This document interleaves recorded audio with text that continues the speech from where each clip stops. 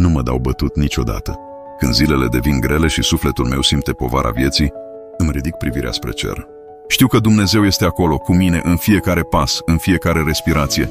El este puterea mea când mă simt slab, lumina mea în momentele de întuneric și speranța care nu mă lasă să renunț.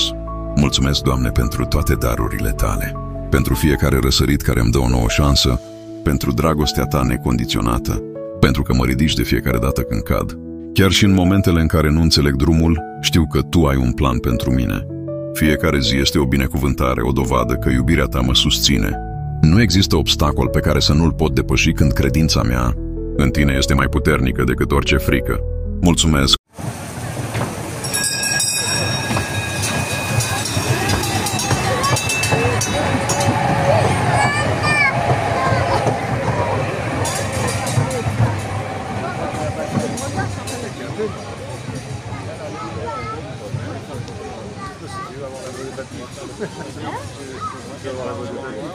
Savoir, j'ai déjà eu une fois là-dedans.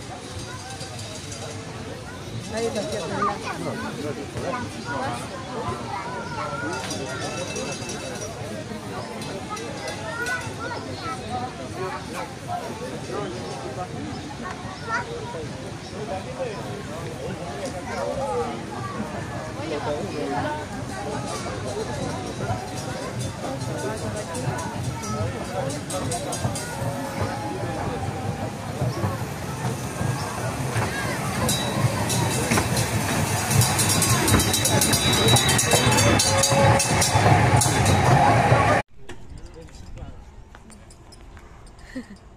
Dă-te și fistica, mami.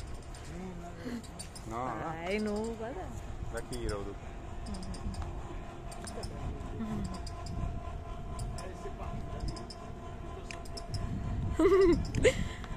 Așa. Tu filmează pe una, eu pe una, că nu pot. Nu le prind pe amândouă.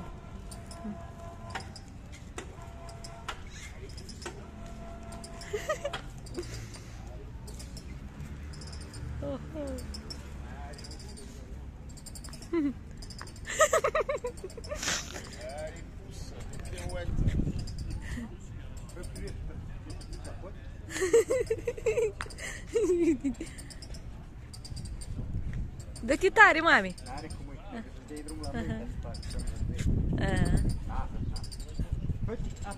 Te apiești, dar apasă mai tare. Așa, bravo! Nu-i frică.